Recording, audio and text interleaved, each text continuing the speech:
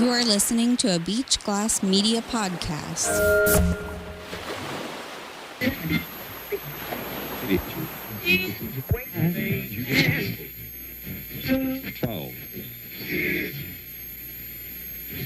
Finally, some good news in the news cycle. American pop star Taylor Swift has announced about a week ago that she has canceled 3 sold-out shows in Vienna. Of course, this is sad news for the Swifties, but very good news for the following 2 groups of people. The first group, people who believe Taylor Swift is an overrated singer who writes songs as if she were still in high school writing about her latest breakup. And the second group, terrorists. Yes, those pesky extremist terrorists. Turns out, a few terrorist teens plan to go on some kind of killing spree with knives and explosives outside the venue of Taylor Swift's concerts in Vienna, causing the shows to not go on. Now, why would terrorists choose to target the fans of the American pop singer? Who knows? Although, with a little speculation, maybe it has to do with a certain radical Islamist extremist view? Maybe? Nah. I mean, let's be honest. If you don't love death more than life, then maybe, just maybe, you are the radical one. Yes, maybe the terrorists are the good guys who simply enjoy celebrating death over life. Come on.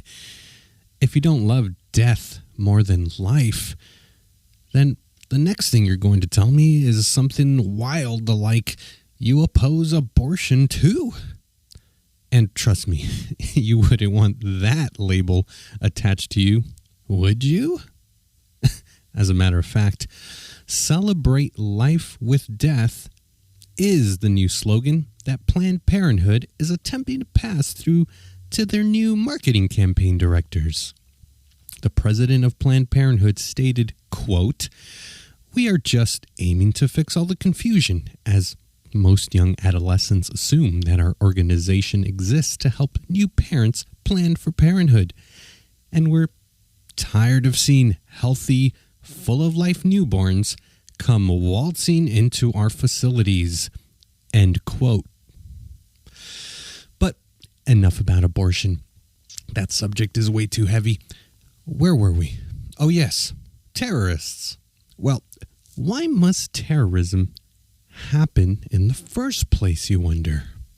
Well, when the demonstrations and the fiery but mostly peaceful protests don't work in your favor, have you tried mass killings on your to-do list? Turns out they're pretty effective. And if that doesn't work, you can also try burning down a building or two. But don't worry.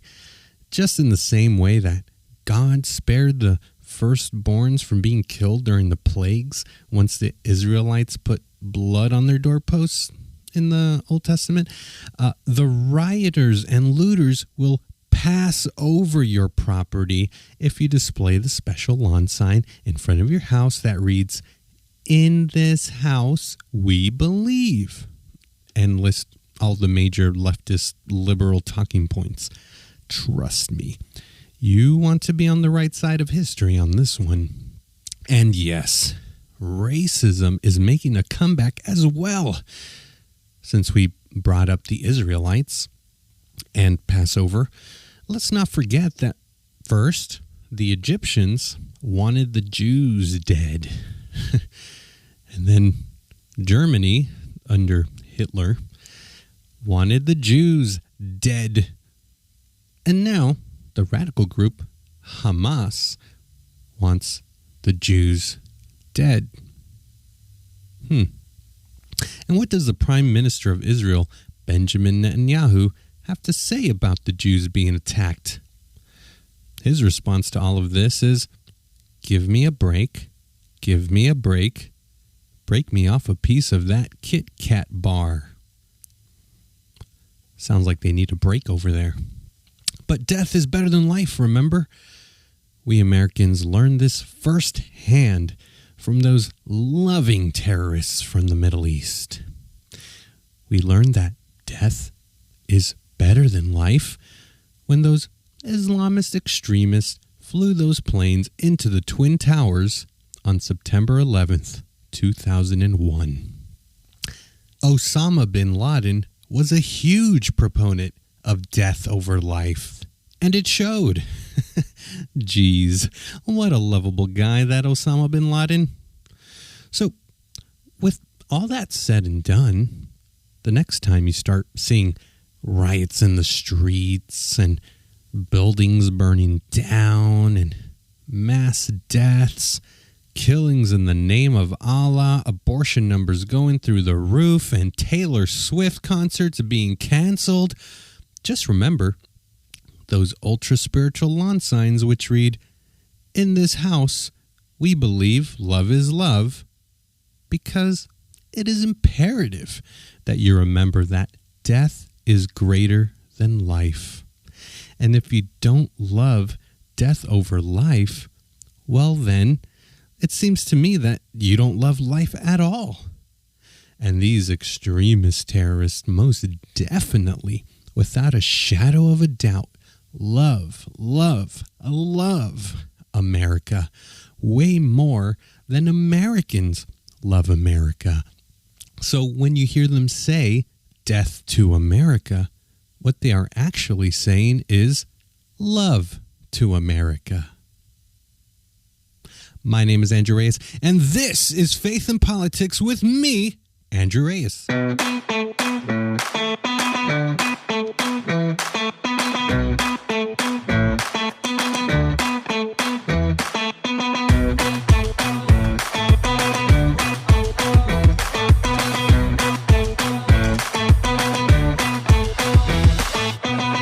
Part 1, The 10 Commandments.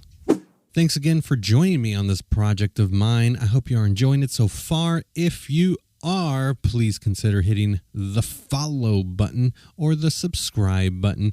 And if you would be so kind, and let's say you really, really are enjoying this podcast, please leave a 5-star review. Lastly, if you're listening on Spotify, feel free to drop a line in the new comments section on Spotify, and maybe, just maybe, I will mention it on the next episode. But today's topic is the 10 Commandments. What is it? Where does it come from? And why is there a fuss about Louisiana bringing back the 10 Commandments to be displayed in public schools? Are the 10 Commandments really that evil?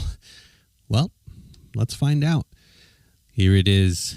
Before you, the 10 Commandments. From the Bible, of course. Trigger warning. See, I'm a nice guy. I gave you a trigger warning. And that means I'm empathetic. So, the 10 Commandments can be found in the book of Exodus. Exodus, the second book in the Bible. Exodus tells the story of God's people, the Israelites, making their way out of Egypt because they were enslaved. And they got out of Egypt with the leadership of Moses. It's actually quite a fascinating story. And what's more fascinating than that, DreamWorks Pictures, they made a pretty amazing animated film, an adaptation of the story of Moses in the movie called The Prince of Egypt, which I highly recommend. It still holds up. It's pretty good. There's a lot to this story. Anyway, let's fast forward here. The story goes, he wandered in the desert. They got restless. And when Moses went up to the mountain, Mount Sinai, to pray to be with God, the Israelites kind of got fed up with wandering through the desert and started worshiping idols and wishing to go back to slavery in Egypt because they were saying things like, well, at least we had food to eat over there, good food, whatever. Anyway, This was displeasing to God and Moses. God eventually gave Moses the Ten Commandments, which were meant to be God's rules, essentially for his people, of course. This is all a condensed rendition of the story, but, I highly recommend you read it for yourself. It's in the book of Exodus. If you have the time, do so. So, what are the Ten Commandments? Here we go. Number 1, you shall have no gods before me. Simply put, anything that is not God, as in God of the Bible, is a false god and not of God. So God must be the only God you worship because, he is the only God worthy of worship. That's what I think of that first commandment anyway. But second commandment, you shall make no idols. Once again, worshiping idols is a form of worshiping other lowercase g gods that sadly aren't true because, for one, idols will always let you down, and idols are man-made. So how can you really trust man-made things? Anyway, number 3, you shall not take the name of the Lord your God in vain. Okay, this one is a little more dense. Some would say it means don't use the name of God as a curse word. And to that I say true, but others would say it means don't be a hypocrite and claim you are superior because of God. In other words, don't use God to make yourself look good for personal gains. I think that's what don't take the name of the Lord your God in vain means. Just, trying to use God's name to think that you're better than other people because it makes you look good, Number 4, keep the Sabbath day holy. Sabbath means the seventh day. Goes back to the creation story. God created the earth in six days and then rested on the seventh. The Jews believe this to be Saturday, and the Christians believe this to be Sundays. Either way, the important thing is to set aside a day or a time to rest, to not work, and, go to church, basically. Number five. This is the one I learned when I was a little kid. Number 5, honor your father and mother. How evil is that, right? To honor your mom and dad? I mean, maybe it's not so easy for some. I get it. Everyone's different. But I would say at least acknowledge that you exist because of them, at least. And honor your father and mother, Number 6, you shall not murder. Oh, how controversial. Oh, no. I can't murder? What? I'm being facetious, of course. Murder here meaning like premeditated killing, of course. But, killing in self-defense, I believe that's okay. But killing innocent lives, I believe that's the big no-no. Number 7, you shall not commit adultery. Yeah, God is no fan of you cheating on your spouse. Who would have known? That was sarcasm, my friends. Number 8, you shall not steal. What a terrible commandment. You mean I can't steal? What? Aw, shucks. But come on, really. You shall not steal. This is actually a good one for obvious reasons. Number 9, you shall not bear false witness against your neighbor. I believe that to mean don't lie about people, especially the people that you know. I mean, how can you disagree with that commandment? Seems like a good thing to me. Number 10,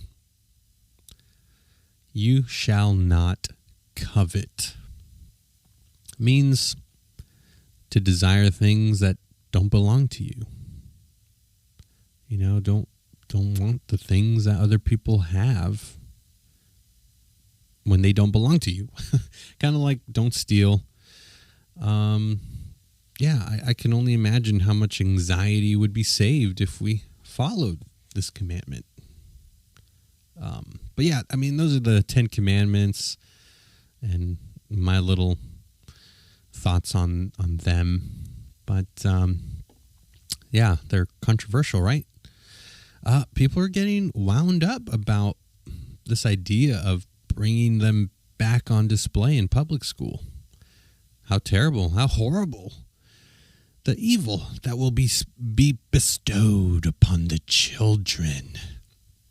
Yet, policymakers want to teach children they can switch genders if they feel like it and make life-altering decisions like chopping off genitals or breasts because you feel something is wrong with your body? So you mean to tell me that's okay to teach? But to simply display the 10 commandments, that's just wrong? That's wrong? Once again, if I got this correctly, tampons in boys' middle school bathrooms, okay, but thou shalt not kill on display. Wrong. I mean, of course, the argument will be separation of church and state. But to that, I will say, I dare you to find that in the Constitution. Go ahead. Try to find it. In the 1960s and 70s, America was number one in education worldwide. Now, we are like number 13th or 12th, according to some studies. Funny because we took the Bible out of public school in the 60s.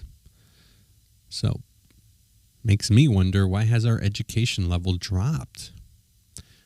Why is there an increase in homelessness? Why an increase in fatherlessness?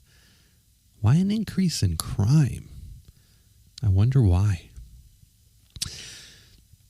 Our founding fathers obviously believed in God. Now, to say or question what denominations they believed in or what theological positions they held, that can be debated upon. However, a nation without a moral code will just eat itself up. And if we can at least agree that the founding fathers had a sense of respect for God and a drive to create a nation with God at the center, then why object to the moral code that God gave to his people in the Bible?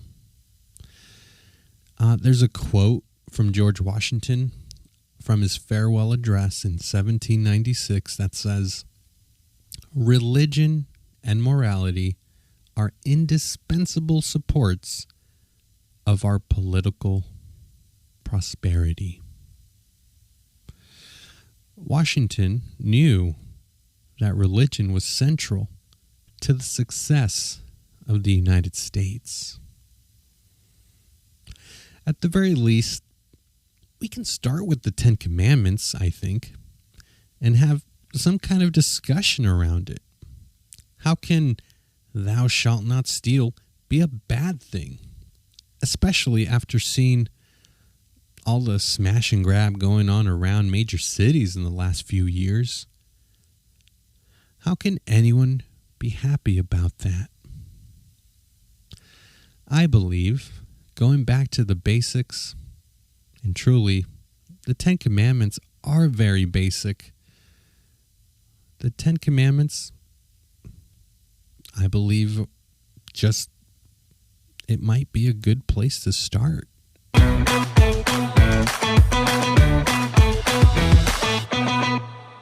Part 2. JD Vance interview. So, Trump's VP pick, JD Vance, did some interviews recently. And on the contrary, Kamala Harris still has yet to do any interviews since, she stabbed Joe Biden in the front and is now running for president. But listen to this 6.5-minute clip with some highlights from a CNN interview JD Vance did with Dana Bash, or Dana Bash, however you pronounce it. It's a little lengthy, but you get to hear JD Vance, Trump's VP pick, explain himself. And I, for one, think it's actually pretty good. Take a listen. Donald Trump has been attacking Kamala Harris's racial identity. He has not been, but ask your question. Well, he questioned her racial identity. He said a number of years ago she happened to turn black. Her father is Jamaican. Do you believe Kamala Harris is black? I believe that Kamala Harris is whatever she says she is, but I believe importantly that President Trump is right that she's a chameleon. She pretends to be one thing in front of one audience. She pretends to be something different in front of another audience. Look, Dana, she's not running a political campaign. She's running a movie. She only speaks to voters behind a teleprompter. Everything is scripted. She doesn't have her policy positions out there. She hasn't answered why she wanted to ban fracking, but now she doesn't. She wanted to fund police, but now she doesn't. She wanted to open the border, but now she doesn't. This is a fundamentally fake person. She's different depending on who she's in front of. With respect, you Please. Changed your position on an important thing, which is Donald Trump. Of course I did. And so why are you not a chameleon? Because, Dana, I've explained to the American people what's different. People change their minds when the facts change. They should. But if you want to be the people's vice president or president, you should have to stand before an interviewer and say, this is why I changed my mind. So to everybody who's seen that I criticized Donald Trump, since he asked the question, first of all, I didn't think Donald Trump would be a good president. He was a great president. Wages were rising. The world was more peaceful. Remember, when Donald Trump was running for president the first time, they said he would start World War III. He brought more peace to the world than any president of my lifetime. The second thing, Dana, is I believed, and I'm ashamed of it, I believed a lot of the media lies about Donald Trump in 2016. I believe that he said things like, for example, the media said Donald Trump accused all Mexicans of being rapists and criminals. You actually look at what he said, he did not say that at all. And I think it's important when you see something, you change your mind, and that's all I've done. And my pitch to the American people would be, I imagine a lot of folks who are thinking about voting for Donald Trump in 2024, maybe they've bought in to the media lies about him. Think for yourself, look at what he actually said, and I think you'll find that he's, one, a very engaging guy, but two, was a very good president. I think Kamala Harris clearly owns the policies of the Biden-Harris administration, especially when we consider the fact that, as we've all learned over the last few months, Joe Biden clearly isn't capable of doing the job, and so I think that drives home that Kamala Harris really has been the one calling the shots. I mean, how could she not? I think Joe Biden doesn't really know where he is. Kamala Harris has been calling the shots. As who? Well, I think she has to have been, right? Because if she's not calling the shots, Dana, then who is? I accept their attacks, but I think that it is a little bit of projection, Dana. If you think about, just take a couple of days ago. Tim Walz gives this big speech. He's been announced as the VP nominee. And I remember when I had just been announced as the VP nominee, I gave my big speech, and I saw my wife, and I gave her a big hug and a kiss because I love my wife, and I think that's what a normal person does.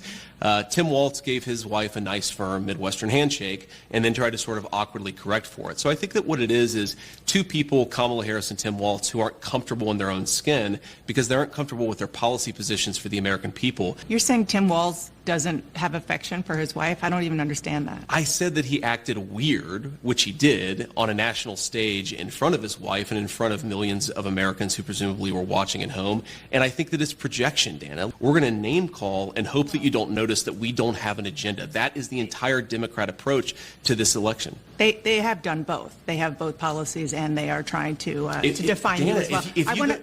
If you go to Kamala Harris's campaign page right now, they still don't have a policy. let's talk about policy positions versus about what they're going to do. Governor Walz served 24 years. Sure. He even stayed after he could have retired because of 9/11, more than the country asked of him.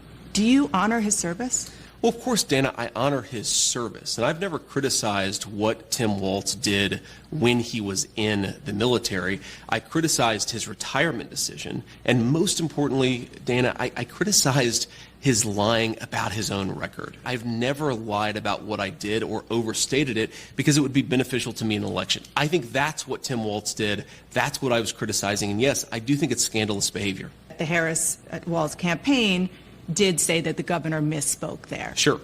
Do you accept that? He misspoke. Another word is that he lied about it, and he didn't correct the record for 15 years until he was put under political pressure because I called it out, Dana. Whatever you want to call it, a misspeaking or a lie, I think Tim Walz should have to correct the record. He retired 2 months before they actually got the paperwork. But on CNN last night, Dana, one of the people who was actually in charge of him said they knew they were going to deploy to Iraq in February of 2004, fall of 2004. So he knew he was going to Iraq. He decided to quit, to retire, whatever word you want to use. Retire. Because he wanted to run for Congress. He lied about that. He said that when he decided to retire, he did not know that he was going to Iraq. That is another untruth, as even his senior military officer said. I've seen a lot of statements from veterans, including those you served with, saying it's just untoward to be criticizing somebody who served for 24 years. Dana, I'm not interested in the ad hominem. I've heard from a lot of veterans groups who criticize Tim Walz. The question is, he said he served in war, and he didn't. That is a dishonesty. I couldn't care less what one or the other person says about it. I care about what the truth is. The truth is that Tim Walz didn't tell the truth. Donald Trump didn't serve in the military. He received a medical draft deferment for bone spurs to avoid serving in the Vietnam War, reportedly as a favor to his father. Do you find that shameful, too? I think that Donald Trump didn't serve in the military, but he didn't lie about it, Dana. I've known Donald Trump for a long time. He really honors our veterans. He honors me for my service.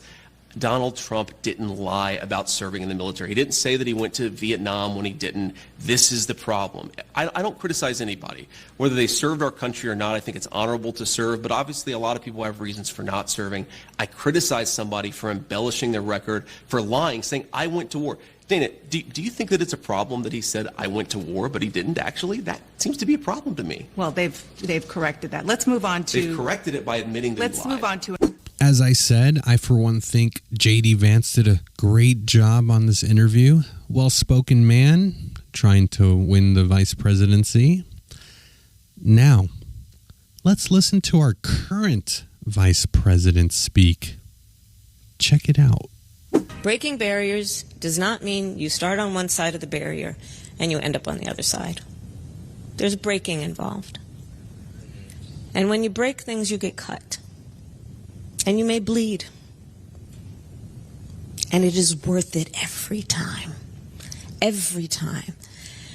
Don't ever carry as a personal burden your capacity to do whatever you dream and aspire to do based on other people's limited ability to see who can do what. This is part of what's involved, is that we have to know that sometimes people will open the door for you and leave it open, sometimes they won't. And then you need to kick that door down. Excuse my language.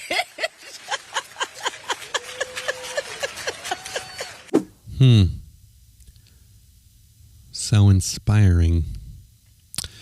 Well, that will do it for today. Thanks for listening. Hopefully you come back for the next one. Until then, keep up the faith.